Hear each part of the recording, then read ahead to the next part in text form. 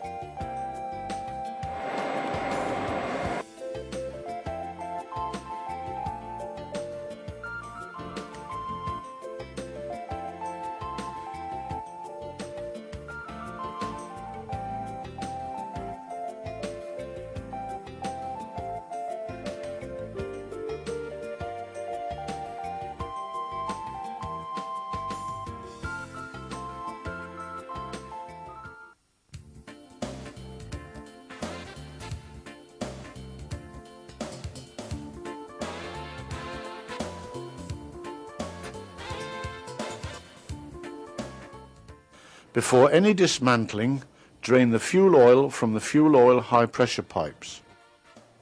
Using a hook spanner, loosen the union nut. Using a spanner, loosen the coupling pieces fitted on each end of the high pressure pipe.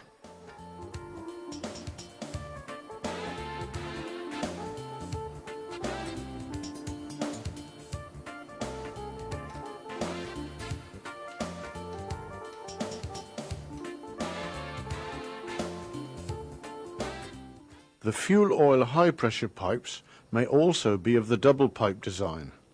See Instruction Book, Procedure numbers 901 and 909. Remove the high pressure pipe. Take care not to damage the high pressure pipe seatings. Disconnect the return oil pipe from the fuel valve. Mount protective plastic plugs in or on all high pressure seatings. Unscrew the retaining nuts and remove the spring housings.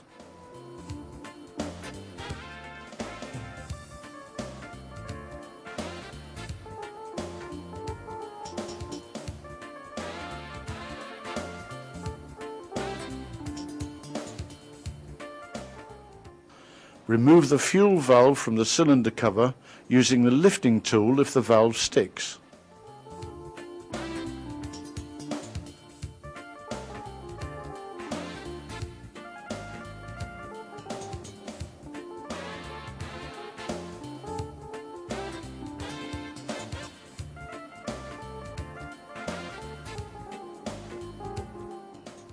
Thoroughly clean the fuel valve bore in the cylinder cover.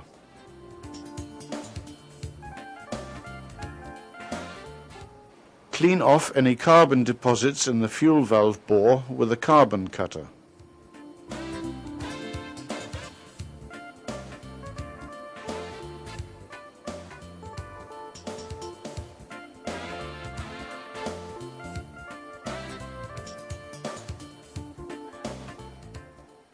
If marks are found on the seating in the bore, recondition the seating with a seating face cutter. Finally, grind the seating with a grinding mandrel and a grinding compound, for example carborundum number 200.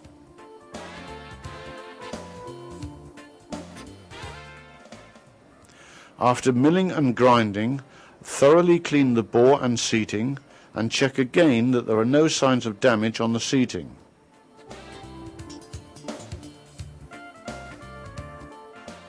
After reconditioning the seating in the bore and thoroughly cleaning both bore and seating, Fit new O-rings on a new or overhaul fuel valve which has just been pressure tested and lubricate with molybdenum disulfide. Carefully mount the valve in the cylinder cover.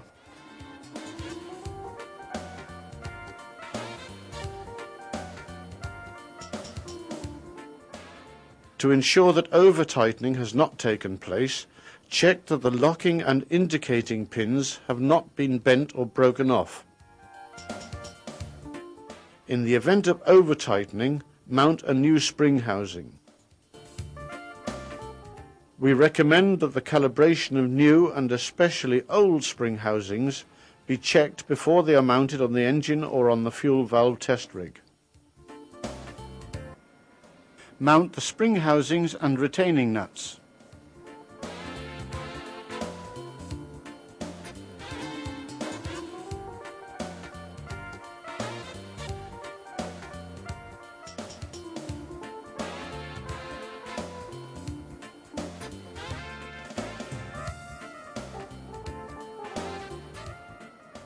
Tighten the nuts until the top face of the pressure disc is flush with the top face of the spring housing.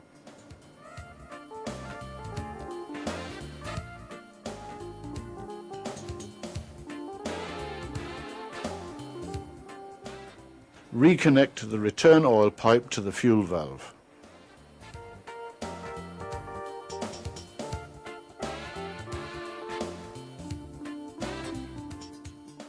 Check that there are no marks on the seating surfaces of the fuel oil high pressure pipe.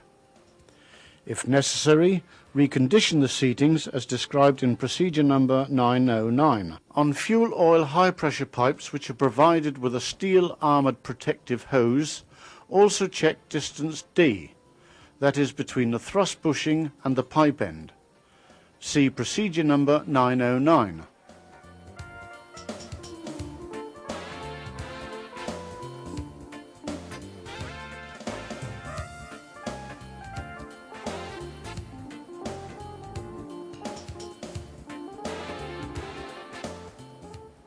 Replace the O-rings and coat with molybdenum disulfide.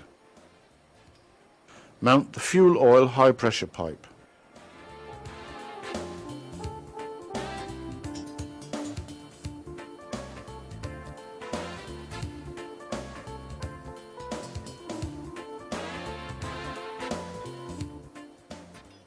Adjust the torque spanner to the value indicated in procedure number 901.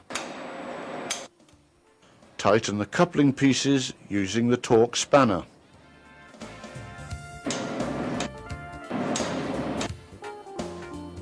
Using the hook spanner, tighten the union nut.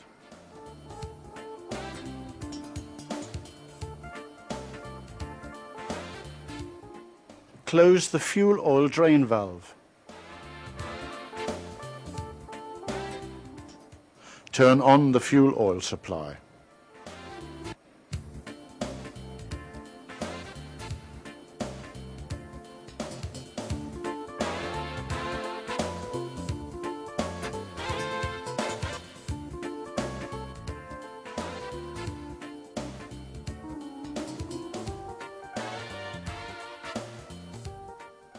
Remove the sealing rings and the plastic plugs.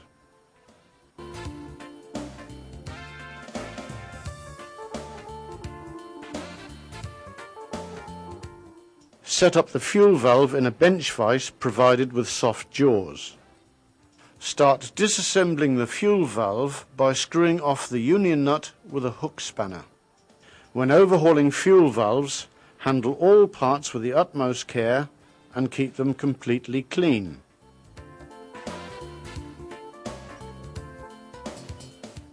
Slide the valve head clear of the valve housing.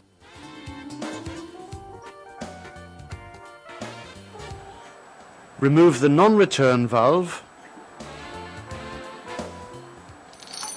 thrust spindle and thrust foot from the valve housing. Loosen the spindle guide with a soft hammer and remove the spindle guide and nozzle.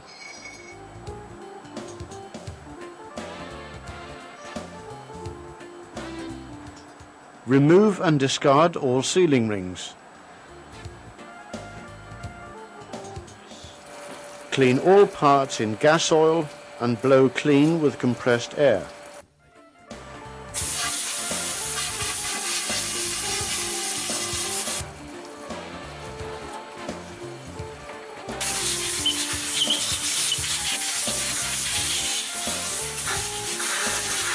Carefully clean and examine the parts and, if necessary, grind the seating surfaces with a grinding mandrel and carborundum number 500.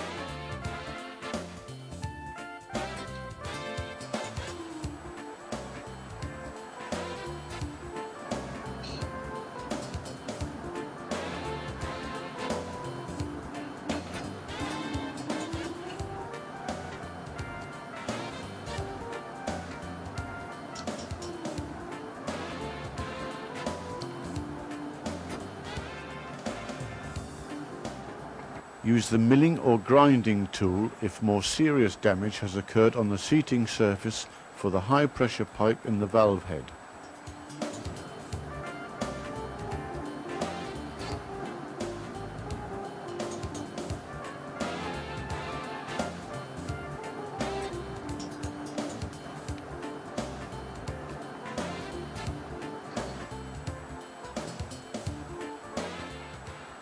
Use the milling tool if more serious damage has occurred on the seating surface for the high pressure pipe in the valve head. The diameter of the seating surface must not exceed the value stated in procedure number 909 in volume 2 of the instruction book.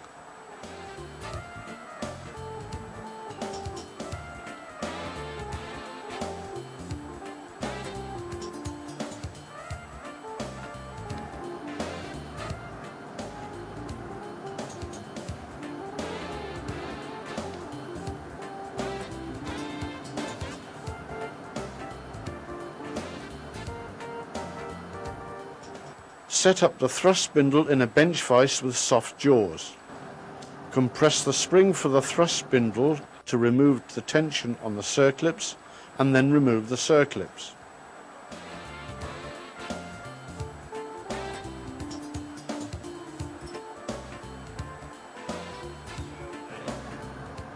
Carefully clean and examine the parts and, if necessary, grind the seating surfaces with a grinding mandrel and carborundum number 500.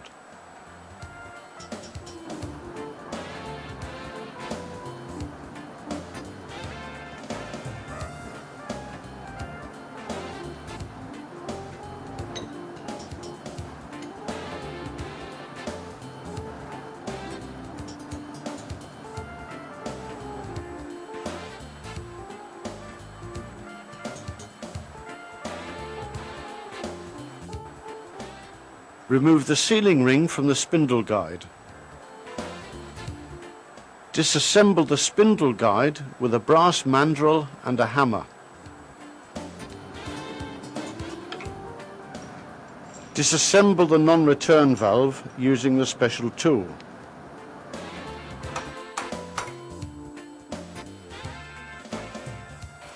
After grinding and milling, clean the parts in gas oil and blow clean with compressed air.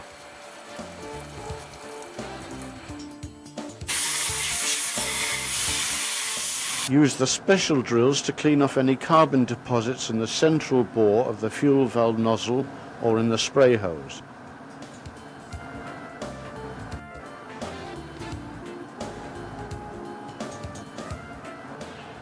Test the spray holes with a test pin. If the test pin can be inserted into just one of the holes, or if the holes have become oval, the fuel nozzle must be discarded.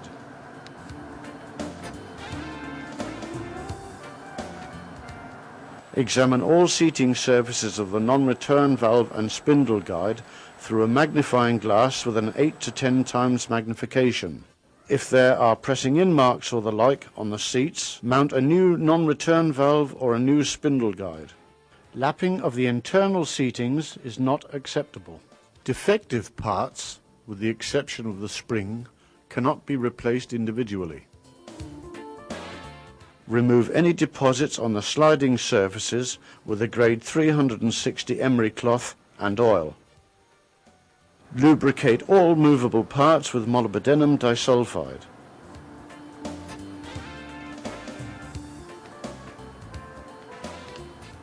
Loosely assemble the non-return valve and the spindle guide.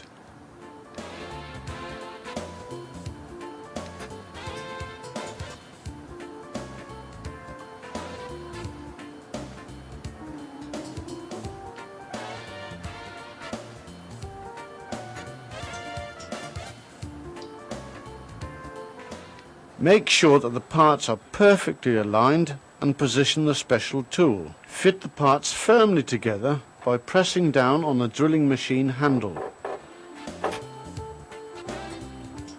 Starting with any additional discs, assemble the thrust spindle.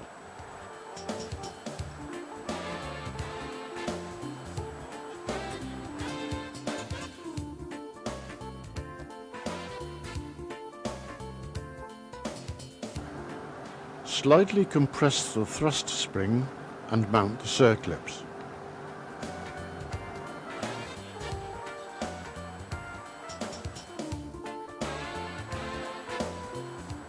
Mount the fuel nozzle in the valve housing, making sure that it engages correctly with the guide pin.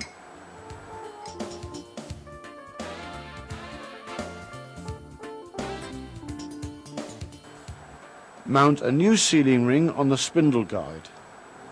Coat with molybdenum disulfide and mount spindle guide, thrust foot, thrust spindle with the circlips facing the spindle guide, and non-return valve.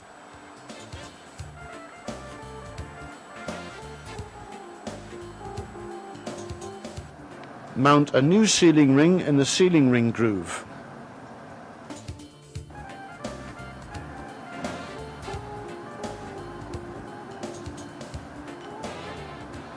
Mount the valve head, ensuring that the guide pin between the valve housing and valve head is correctly engaged so that it will prevent the parts from turning in relation to each other. Mount the union nut and tighten it with a hook spanner.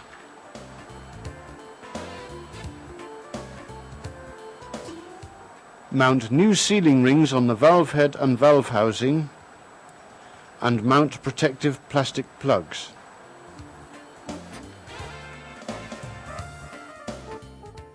Overhauled fuel valves or fuel valves taken from stock must be function tested before they are mounted in the cylinder cover. The pressure testing pump is equipped with pressure gauges for displaying opening pressure, working pressure, venting function, and air inlet pressure.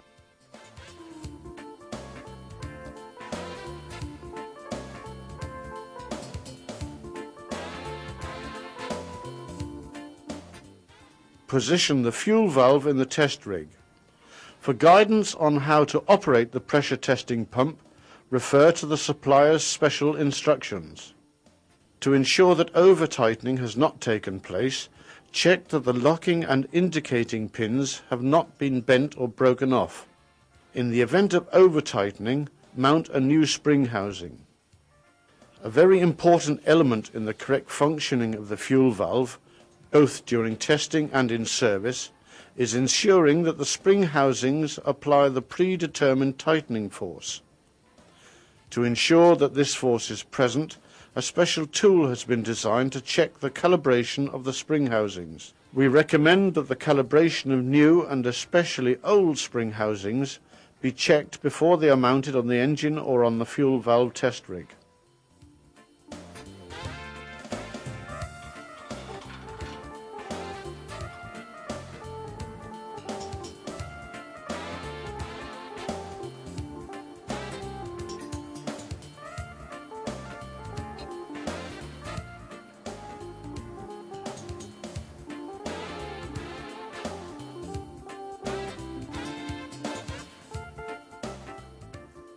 Tighten the nuts until the top face of the pressure disc is flush with the top face of the spring housing.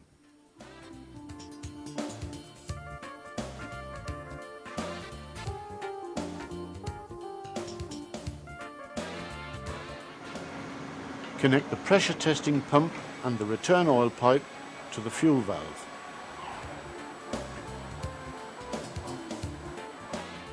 Slowly fill the valve by pumping at low pressure until oil, without air bubbles, flows from the return oil pipe.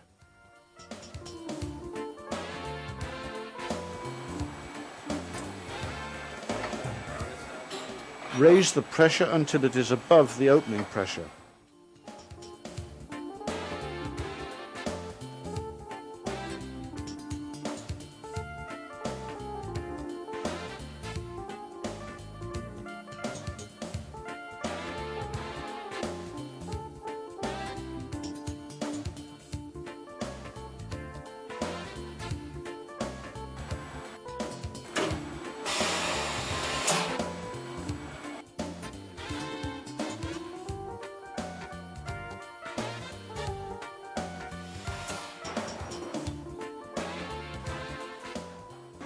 Flush the valve for about 5 seconds.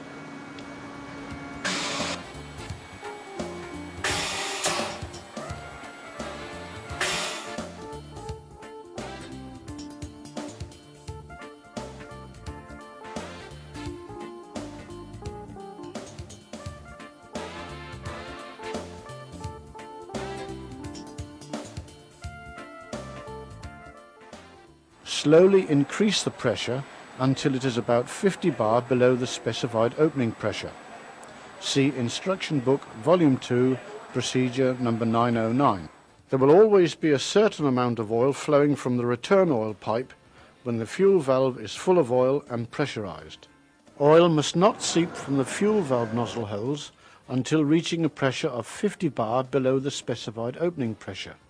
If oil does seep from the fuel valve nozzles, see Procedure number 909. Lapping of the internal seatings is not acceptable. Pump 5 to 10 strokes to fully open the valve and to blow out any dirt. Then relieve the pressure. Slowly increase the pressure until oil is emitted from all the atomizer holes.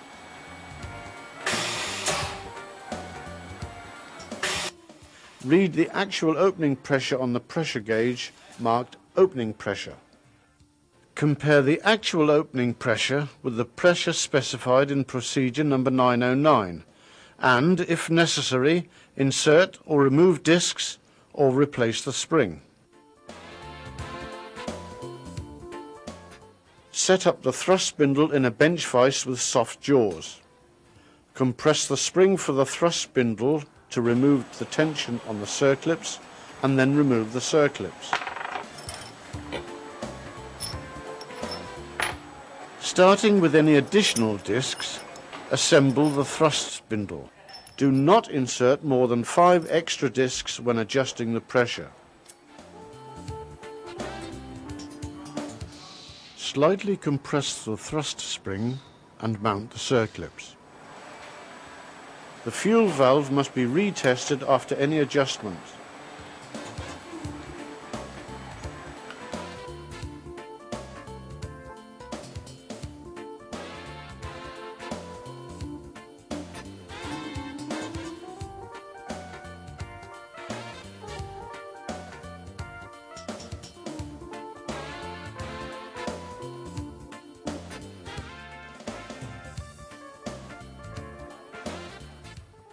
If the quick pressure drop cannot be registered, the slide is sticking or the hole is blocked.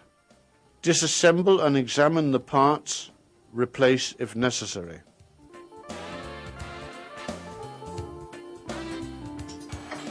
Slowly fill the valve by pumping at low pressure until oil, without air bubbles, flows from the return oil pipe. Remove the return oil pipe and block the outlet hole with a gasket and a plug screw.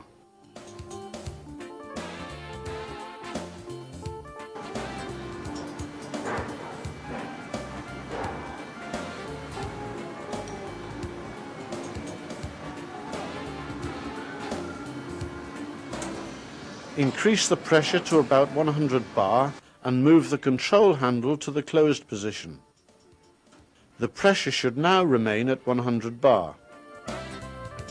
If oil leaks at the union nut, replace the O-ring seal of the valve head. If oil leaks at the lower end of the valve, replace the O-ring seal on the spindle guide. After the fuel valve has passed all the tests, it can be mounted in the cylinder cover.